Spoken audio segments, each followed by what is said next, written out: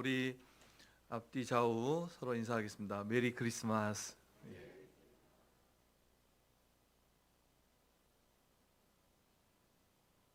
오늘 이 자리에 함께 하신 우리 모든 성도님들께 성탄의 은혜와 또 기쁨이 함께 하시는 시간 되시기를 축복합니다.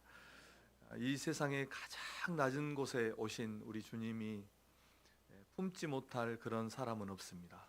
주님은 어떤 낮은 자리에 있는, 그리고 또 연약한 가운데 있는 그런 사람이라 할지라도 품어주시고 또 만나주시고 우리에게 은혜를 주실 것입니다.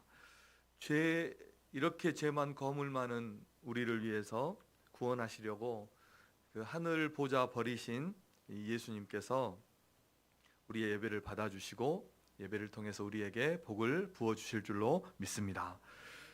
오늘 본문은 예수 그리스도의 나심에 대해서, 예수님의 나심에 대해서 아주 간략하게 팩트로, 사실적으로 기록하고 있는데, 천사가 요셉에게 나타나서 예수님이 성령으로 잉태하신 것, 성령으로 잉태하셨다는 것, 그리고 성경의 예언대로, 구약의 예언대로 그 예언의 성취로 이 세상에 태어나셨다는 것, 그것을 말씀하고 그분이 구원자, 메시아다라는 것을 이제 우리 요셉에게 말씀해 준 그런 본문의 말씀입니다.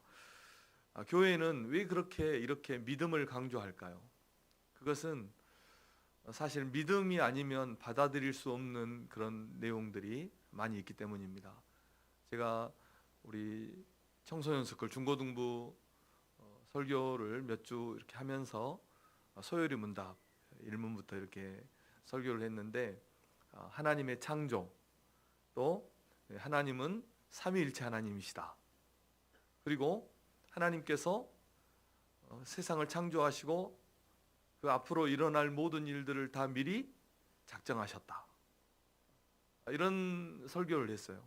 이런 교리들을 설교했는데, 이제는 하다 못해 예수님이 이 세상에 태어나셨는데 이 부모님을 통하지 않고 그냥 어머니의 몸에서 태어났다고 이렇게 말씀하는 거예요.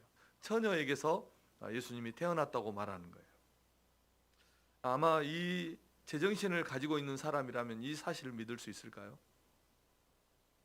그리고 더 이상한 것도 있는데, 그 예수님의 아버지 요셉은 자기 부인이 자기하고 약혼하고 결혼하지 않았는데 임신을 한 거예요, 지금.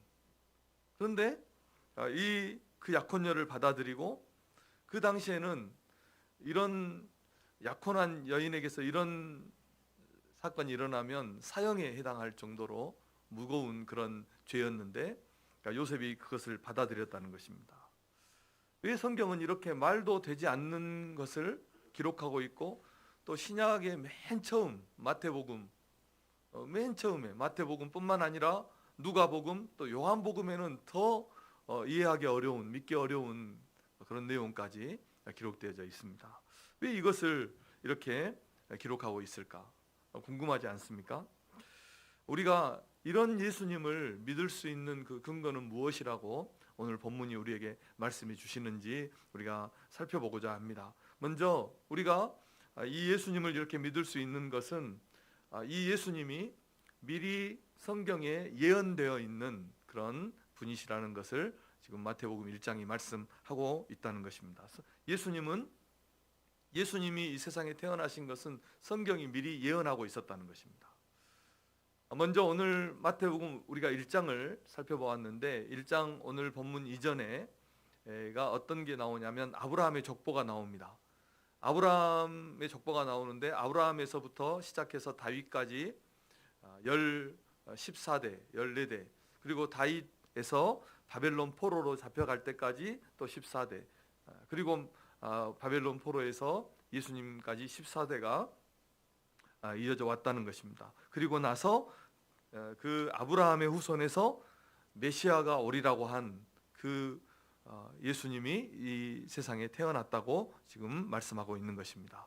그러니까 이 마태복음 1장의 이 족보 이야기는 구약 성경의 모든 예언이, 아브라함이라면 이스라엘의 시작이잖아요. 구약 성경의 모든 예언이 이 그리스도에게, 예수님께 집중되어 있다는 것을 지금 이 1장이 말씀하고 있다는 것입니다. 그래서 구약의 모든 구약이 예수님의 오심에 초점이 맞추어져 있습니다. 메시아의 오심에 초점이 맞추어져 집중되어 있다는 것입니다. 그리고 예수님은 구약의 모든 예언의 완성이신 것입니다. 그래서 우리의 신앙생활도 우리의 모든 관심과 주의가 우리도 누구에게? 예수님께 집중되어야 하는 것입니다. 우리의 삶, 또 우리의 신앙생활은 예수님 한 분이면 되는 것입니다. 예수님 한 분이면 만족하게 되는 것입니다. 또 하나는 그리스도는 어떤 분이셔야 하냐면 다윗의 후손이어야 합니다. 다윗의 후손이어야 하는데 오늘 본문에 나오는 요셉이 누구였냐면 다윗의 후손이었습니다. 다윗의 후손이 얼마나 많았겠어요? 참 많았겠죠. 많았는데 아무에게나 다윗의 후손 아무에게나 다윗의 후손이라 이렇게 말하지 않습니다. 성경에서 다윗의 후손이라 말하는 것은 메시아에게 지칭되는 그런 말이 다윗의 후손입니다. 그래서 요셉은 오늘 꿈에 천사가 나타나서 다윗의 자손 요셉아, 다윗의 후손 요셉아 이렇게 말했을 때 그것이 무슨 뜻인지 알았어요. 그래서 오늘 20절에 이렇게 말씀하죠. 이 일을 생각할 때에 주의 사자가 현몽하여 이르되 다윗의 자손 요셉아, 내 아내 마리아 데려오기를 무서워하지 말라. 그에게 잉태된 자는 성령으로 된 것이라. 이렇게 말했을 때 이 천사가 전한 말이 요셉은 금방 알아들었다는 것입니다. 천사를 통해서 하나님의 말씀을, 메시지를 받지 못했을 때는 요셉이 얼마나 갈등했겠어요. 갈등했는데 이 천사를 통해서 하나님의 말씀을 받고 나서는 요셉은 조금도 주저하지 않고 자기 아내 마리아를 데려오고 그 성령으로 잉태된 아들 예수님을 메시아로 받아들인 것입니다. 자, 오늘 우리 성도님들도 예수 그리스도의 나심이 성령으로 된 것임을 믿고 이 하나님의 말씀을, 하나님의 메시지를 내게 주시는 말씀으로 받아들이시는 성도님들 되시기를 주님의 이름으로 축복합니다. 그리고 오늘 본문에 보면 또 하나의 예언이 나오는데 이사야서의 예언입니다. 이사야서에서 이런 예언이 나오는데 처녀가 잉태하여 아들을 낳을 것이다 하는 예언이 이사야서에 있어요. 이사야서는 우리가 잘 알듯이 예수님이 이 땅에 오시기 700년 전에 기록된 성경입니다. 그러니까 700년 전에 예수님이 이 땅에 오실 때 처녀의 몸에서 오신다는 것을 성경이 예언하고 있다는 것입니다. 그 원래 성경을 우리가 한번 읽어보겠습니다. 이사야 7장 14절입니다. 함께 읽어보겠습니다. 시작. 그러므로 주께서 없어요? 네, 시작. 그러므로 주께서 친히 징조를 너희에게 주실 것이라. 보라, 처녀가 잉태하여 아들을 낳을 것이요 그 이름을 임마누엘이라 하리라. 아멘. 그러니까 다시 말하면 처녀가 잉태하여서 아들을 낳고 그 이름을 임마누엘이라. 임마누엘의 뜻은 하나님이 우리와 함께 하신다 라는 그런 뜻인데 그 이름을 임마누엘이라 하리라 라고 이미 700년, 예수님 오시기 700년 전인 이사야서에서 그렇게 예언하고 있고, 그래서 아브라함과 다윗의 후손에서 메시아가 오실 것이라는 그 예언대로 구약의 소망이고 우리 모든 인류의 대망이었던 이 메시아가 예수님으로 오셨다는 것을 지금 이 마태복음 1장이 우리에게 증거해 주고 있는 것입니다. 그러니까 예수님께서 이 세상에 태어나시기 전에 이미 구약 성경을 보면 아이로 태어나신다는 것, 그 아이로 태어나도 어떻게 해요? 처녀에게서 나신다는 것, 그리고 그 예수님이 어디에서 태어날 것, 베들레헴에서 태어날 것, 미가서에 보면 어디에서 태어난다는 것, 그리고 이 땅에 오셔서 어떤 일을 할 것이라는 것, 병든 자를 고치고 가난한 자를 부요하게 하고 눈먼 자를 보게 하고 이런 어떤 일을 하실 것이라는 것, 그리고 어떻게 고난을 받고 어떻게 죽으시고 다시 부활하실 것이라는 것을 이미 구약 성경이 모두 예언하고 있다는 것입니다. 성경은 이런 구원의 비밀을 간직한 책인 것입니다. 그러므로 우리가 이것은 충분히 어때요? 충분히 생각해보고 재고해보고 상고해볼 만한 그런 충분한 가치가 있다는 것입니다. 정말 구약 성경이 예수님 오기 이전에 기록된 책이고, 그곳에 예수님이 어떻게 태어나시고 어디에서 태어나시고 어떻게 고난받으시고 어떻게 죽으시고 살아나실 것인가를 성경이 다 예언하고 있었다면 우리가 그것을 공부하고 살펴볼 충분한 이유가 있지 않겠습니까? 그래서 예수님의 탄생은 하늘에는 영광이고 우리에게는 기쁨과 평안과 구원의 소식이 되는 것입니다. 이스라엘 사람이 아닌 우리가, 유대인이 아닌 우리가 보기에는 예수님의 이 동정녀 탄생이 뜬금없고 갑작스럽게 여겨질 수 있지만, 구약을 조금만 아는 사람이라면, 요셉 같은 구약을 조금만 아는 사람이었다면 이 사실을 결코 믿지 못할 일이 아니었다는 것입니다. 그래서 지금 성경이 이 예수님의 나심이 이스라엘뿐만 아니라 유대인들뿐만 아니라 전 인류를 구원할 구원자의 나심이라는 것을 성경이 증거하고 있고, 우리에게도 이런 믿을 만한 증거로 오늘 본문이 증거해주고 있다는 것입니다. 그리고 두 번째로 우리가 살펴볼 것은 이 예수님이 그러면 어떤 분이신가라는 것입니다. 오늘 21절은 예수님이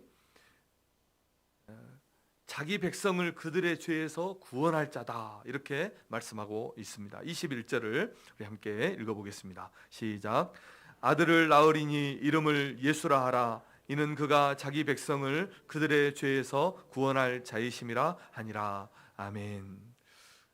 왜 사람에게 구원자가 필요할까요? 왜 사람들에게 구원자가 필요합니까? 그것은 사람이 구원받아야 될 형편에 처해 있기 때문입니다. 아담이 죄를 지어서 타락한 이후에는 모든 사람이 죄인으로 태어납니다. 그리고 죄의 싹슨, 죄의 대가는 사망인 것입니다. 세상에 어떤 사람도 여기에서 자유로울 사람은 한 사람도 없는 것입니다. 모두가 죄인이고 그 죄 때문에 죽게 되고 죽은 이후에는 하나님의 심판을 받게 되어 있는 것입니다. 그래서 모든 인생에게는, 모든 사람에게는 그를 구원할 자가 필요한 것입니다. 아무리 많은 것을 가졌어도 예수가 필요합니다. 아무리 큰 권세를 가지고 있어도 그는 죄인이기 때문에 예수님의 구원이 필요한 것입니다. 예수가 아니면 구원을 얻을 사람이 한 사람도 없는 것입니다. 지식과 무식자도, 지혜 있는 자와 야만인도, 아무리 선하고 정결하다고 자부하는 사람도 예수가 아니면 구원을 받을 수가 없는 것입니다. 우리가 이렇게 거룩하게 이렇게 사는 것처럼 보여도 우리 안에 온갖 정욕과 탐욕과 거짓과 욕심이 있다는 것을 우리 자신이 잘 알고 있지 않습니까? 우리가 죄인이라는 것은 누구보다도 나 자신이 가장 잘 아는 것입니다. 그래서 우리가 예수님을 믿고 우리의 죄를 씻고 우리의 영혼이 구원받아야 하는 것입니다. 예수님이 여자의 후손으로 태어났죠. 여러분, 세상에서 여자의 후손이 있습니까? 우리는 다 여자의 후손이죠. 그런데 다 여자의 후손이지만 한 가지가 있어요. 남자와 여자의 후손이죠. 우리는 아버지와 어머니의 후손이에요. 그런데 예수님은 아버지의 후손이 아닙니다. 여자의 후손인 것입니다. 성령으로 잉태되었기 때문입니다. 죄인인 사람은 자기 죄로 인해서 형벌을 받게 되고 다른 사람을 구원할 수가 없습니다. 그래서 우리를 구원할 사람은 죄가 없는 구원자가 필요한 것입니다. 그래서 예수님께서 여자의 후손으로 이 세상에 오신 것입니다. 남자와 여자, 아버지와 어머니를 통해서 이 땅에 태어나지 않고 여자의 후손으로 이 세상에 오셨다는 것입니다. 창세기 3장 15절을 한번 읽어보겠습니다. 창세기 3장 15절입니다. 시작. 내가 너로 여자와 원수가 되게 하고 내 후손도 여자의 후손과 원수가 되게 하리니 여자의 후손은 내 머리를 상하게 할 것이요 너는 그의 발꿈치를 상하게 할 것이니라 하시고. 아멘. 그러니까 예수님을 처음부터 메시아를 성경이 어떻게 증거하고 있어요? 여자의 후손이다 이렇게 증거하고 있어요. 왜냐하면 예수님이 여자에게서 오시기 때문입니다. 아버지와 어머니를 통해서 이 땅에 오시지 않고 여자를 통해서 오시기 때문에 처음부터 성경은 예수님을 여자의 후손이라 이렇게 부르고 있다는 것입니다. 그래서 자기 백성을 그들의 죄에서 구원할 유일한 분이 예수 그리스도시라는 것을 우리가 알 수 있는 것입니다. 예전에 지금은 고인이 되었지만 황수관 박사님이 어려서부터 그렇게 신앙생활을 잘했다고 합니다. 잘했는데 학교를 중학교인가 이렇게 지나겠는데 자기를 이제 가르치는 이제 선생님이 담배를 피는 모습을 보고 그 황수관 박사님 그때 어린 그 신앙으로 이렇게 생각했던 저 죄인이 나를 어떻게 가르칠 수 있을까 이렇게 말을 했다고 합니다. 죄인은 죄인을 구원할 수 없는 것입니다. 왜냐하면 자기 구원하기도 바빠요. 자기도 멸망받을 죄인인데 어떻게 다른 사람을 구원할 생명이 있을 수 있겠습니까? 죄인은 죄인을 구원할 수가 없는 것입니다. 그는 자기 죄로 죽는 것입니다. 우리를 구원할 분은 오직 죄 없고 흠 없고 완전 무결한 예수님 뿐인 것입니다. 예수님께서 동정녀 처녀에게서 태어나신 것은 우리의 믿음을 약하게 하려는 것이 아닙니다. 우리의 믿음을 흔들려고 하는 것이 아니라 우리의 구원을 온전하게 하시는 거예요. 온전하게. 우리의 구원을 완전하게 하시는 것입니다. 죄 없으신 예수님께서 우리 죄를 위해서 죽으심으로 우리 죄를 씻으시고 그를 믿어서 구원을 얻게 하시는 것입니다. 우리를 구원하실 분은 예수님밖에 안 계시는 것입니다. 하나님이시면서 동시에 온전한 사람이 되신 이 예수님, 그래서 우리 죄를 위해서 십자가에서 죽으시고 다시 살아나셔서 주님만이 우리의 구원자가 되심을 증거하신 것입니다. 이분이 오늘 우리를 위해서 이 땅에 오신 아기 예수님으로 오신 그 예수님이신 것입니다. 그러니까 요셉과 마리아에게는 요셉과 마리아에게 이 예수님은 아들이기 이전에, 본인의 아들이기 이전에 구원주이고 주님이었다는 것입니다. 누가복음에 보면 이런 계시를 받은 예수님의 어머니 마리아가 이렇게 찬양하는 그런 찬양이 나옵니다. 누가복음 1장 46절 47절입니다. 시작. 마리아가 이르되 내 영혼이 주를 찬양하며 내 마음이 하나님 내 구주를 기뻐하였음은 아멘. 그러니까 마리아는 하나님도 찬양하지만 지금 자기의 배 안에 있는 이 아이가 구주임을, 하나님임을, 메시아임을 확신한 거예요. 누구보다도 확신한 사람이 누구였겠어요? 마리아죠, 마리아입니다. 누구보다도 이것을 확신한 사람은 마리아였습니다. 그리고 누가복음에 보면 마리아가 임신한 그 아이가 메시아라는 것을 증거해 준 많은 사람들이 있었어요. 천사들, 목자들, 동방에서 왔던 동방박사들, 일평생 성전을 지키면서 성전에서 메시아를 기다렸던 시몬과 안나, 이런 사람들의 증거를 통해서 마리아는 어떻게 했겠습니까? 더 확신을 가졌을 것입니다. 마리아와 요셉은요. 이렇게 예수님을 메시아로 고백했던 이런 사람들을 보면 마리아와 요셉과는 아무런 상관이 없었던 사람이죠. 그래서 양을 치던 이 목자들이 와서 당신에게서 태어난 이 아들은 메시아입니다. 이스라엘의 목자입니다. 증거한 사람이 누굽니까? 목자들이었어요. 양을 치던 목자들이었어요. 그리고 동방에서 왔던 박사들도 와서 이들에게 황금과 유향과 몰약을 드리면서 메시아, 유대인의 왕으로 나신 이 아기를 경배했습니다. 그러니까 이런 증거들을 통해서 요셉과 마리아는 확신했다는 것입니다. 그리고 이들의 증거를 받은 우리도 예수님을 우리의 구원주로 주님으로 믿는 것입니다. 자, 우리 성도님들도 이 성탄의 아침에 아기로 오신 이 예수님을 나의 구주로, 나의 구원주로 모셔드리고 고백하시는 믿는 우리 성도님들 되시기를 주님의 이름으로 축복합니다. 19절을 보면 오늘 본문에서 19절 말씀은 요셉을 의로운 사람이라 이렇게 말씀하고 있습니다. 그의 남편 요셉은 의로운 사람이라 그를 드러내지 아니하고 가만히 끊고자 하였다 이렇게 말씀하고 있습니다. 자기와 약혼하고 나서 결혼하기 전에 마리아가 임신했어요. 약혼한 여인이. 그런데 그때 요셉은 어떻게 했어요? 이 마리아에게 피해를 주지 않기 위해서, 부끄러움을 주지 않기 위해서, 마리아가 법적인 조치를 당하지 않기 위해서 조용히 파혼하려고 했죠. 그는 목수였고 가난한 사람이었습니다. 유대에서 가장 작은 고을인 베들레헴에서 태어난 그런 사람이었어요. 하나님은 이렇게 의롭고 신실한 하나님의 사람을 통해서 가장 놀랍고 귀한 일을 이루신 것입니다. 사랑하는 성도 여러분, 하나님께서 우리를 부르신 것을 보십시오.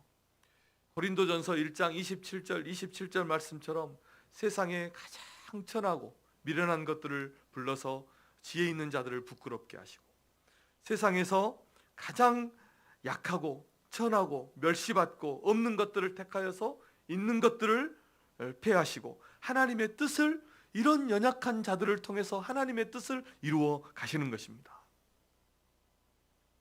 세상에서 가장 낮은 자를 부르셔서 가장 귀하고 선한 일에 우리를 사용하시는 것입니다. 그것이 바로 우리 아닙니까? 나 아닙니까?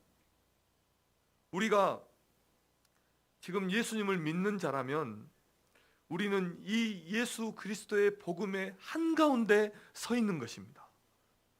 우리가 믿고 행하고 주님을 섬기는 이 일은 요셉과 마리아의 일처럼 천사도 찬양하는 일이고 천사도 흠모하는 그런 아름다운 신앙의 행위들이라는 것을 우리가 꼭 믿으시기를 주님의 이름으로 축복합니다. 한번 생각해 보십시오. 우리가 오늘 2022년 마지막 주일인데 우리의 삶을 다 마치고 우리의 인생을 다 마치고 우리가 하나님 앞에 서는 그날이 우리 앞에도 다가왔을 때, 이 세상이 끝나고 우리가 하나님 앞에 서는 그날이 우리 앞에 왔을 때, 우리가 이 인생을 살면서 가장 잘한 일이 무엇일까요?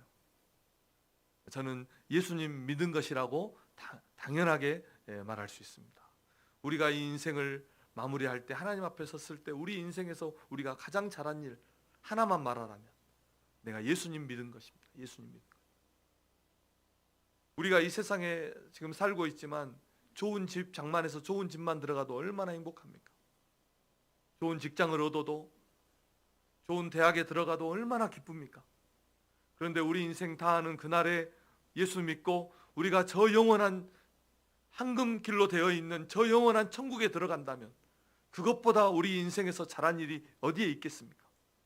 그러므로 우리가 이 땅을 살아가면서 예수님 믿고 살아가는 것, 이것만큼 더 아름답고 우리 인생에 더 소중하고 더 기쁜 일은 없다는 것을 우리가 꼭 믿고 이 성탄의 아침에 우리 주님을 우리의 마음에 영접하고 주님을 기뻐하시는 성도님들 되시기를 주님의 이름으로 축원합니다.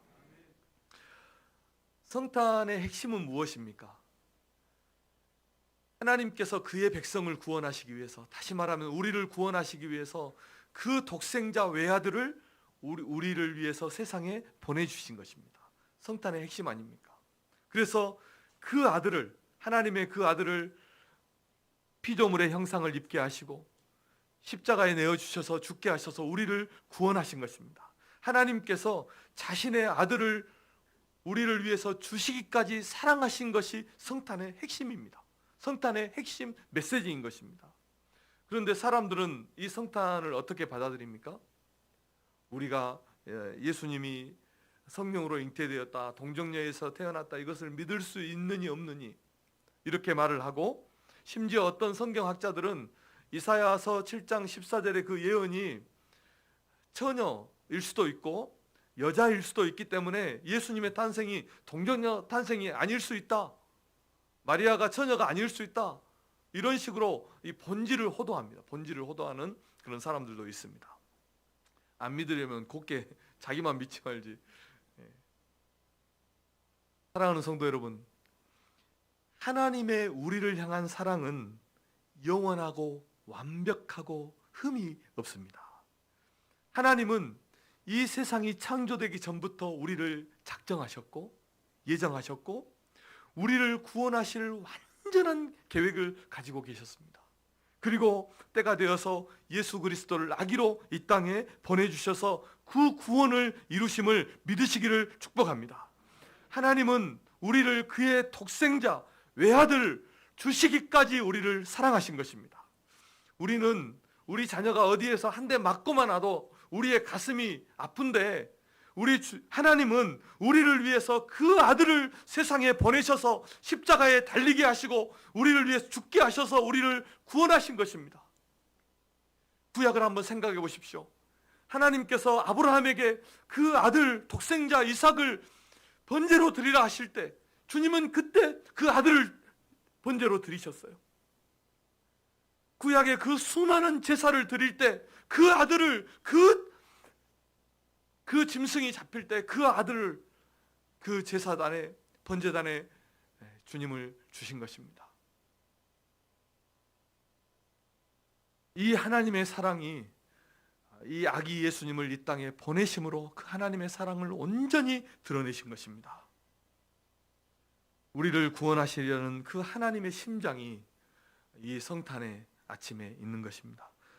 그렇게 우리를 하나님의 자녀 삼으시고 그의 백성 삼으셔서 그 은혜와 그 보호 안에서 우리를 살게 하심을 우리 성도님들이 믿으시기를 주님의 이름으로 축원합니다. 말씀을 맺겠습니다. 예수님은 성경에 예언된 대로, 성경에서 예언된 대로 그 백성 우리를 구원하시기 위해서 이 세상에 오신 것입니다. 우리는 이 예수님을 우리의 구원의 주로 영접하고 그 아들을 주시기까지, 그 독생자를 우리를 위해서 주시기까지 우리를 사랑하신 그 하나님의 은혜를 우리가 받고 그 하나님을 찬양하는 것입니다. 물그릇이나 어떤 그릇에는 그 그릇에 무엇이 담겨 있느냐가 그 그릇의 가치를 결정하는 것입니다. 만약에 어떤 그릇에 개가 먹는 사료가 담겨 있으면 그것은 개의 사료 그릇입니다. 그런데 아무리 보잘것없는 나무여도 그 속에 금은 보화가 있으면 그것을 우리는 귀하게 여기고 귀한 곳에 둘 것입니다. 우리가 이 질그릇 같은 한낱 먼지에 지나지 않는, 흙에 지나지 않는 이 질그릇 속에 우리가 예수님을 모시고 산다면, 우리는 세상에서 가장 존귀한 존재임을 믿으시기를 주님의 이름으로 축원합니다. 두고 보기에도 아까운 것입니다. 두고 보기에도 아까워. 그렇게 우리는 하나님의 사랑을 받고 하나님의 보호를 받는 그런 구원의 백성임을 우리 성도님들이 꼭 기억하시기를 주님의 이름으로 축원합니다. 예수님을 믿고 영접하십시오. 그분은 우리 인생을 가장 빛나게, 가장 아름답게 하시는 우리의 구원자이신 것입니다. 누가복음 1장에 보면 자신의 뱃속에 잉태된 이 아이를 메시아라고 확신하게 된 이 마리아가 이렇게 고백하는 말씀이 나옵니다. 누가복음 1장 48절입니다. 함께 읽어보겠습니다. 나의 고백이라고 생각하고 한번 읽어보세요. 시작. 그의 여종의 비천함을 돌보셨음이라. 보라, 이제 후로는 만세의 날을 복이 있다 일컬으리로다. 아멘. 왜 그렇습니까? 예수 때문입니다. 예수 때문입니다. 마리아의 인생을 한번 생각해 보십시오. 무슨 영화가 있었습니까? 마리아가? 금은 보화가 있었습니까? 하나님의 축복이 어디에 있었습니까? 그런데 모든 사람이 마리아를 만세의 복되다 일컫지 않습니까? 왜 그렇습니까? 그가 예수의 어머니이기 때문입니다. 예수를 그가 품었기 때문입니다. 예수를 믿었기 때문입니다. 예수를 자기의 구주로 영접했기 때문입니다.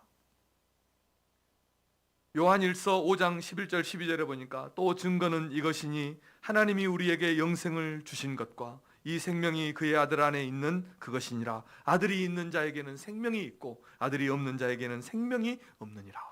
아들이 있는 자에게는 생명이 있고 영생이 있는 것입니다. 우리가 통장에 돈만 조금 있어도 얼마나 든든합니까?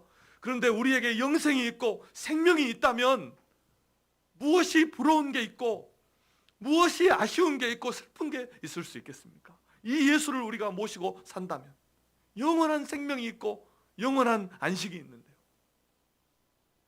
오늘 이 성탄의 아침에 아기로 오신 이 예수님을 나의 구주로 믿고 영접하여서 하나님의 자녀된 그 특권과 영광과 축복을 마음껏 누리면서 세상을 사시고 주님의 그 은혜 가운데서 살아가시는 우리 성도님들 되시기를 주님의 이름으로 축복합니다. 기도하겠습니다. 하나님 아버지, 감사합니다.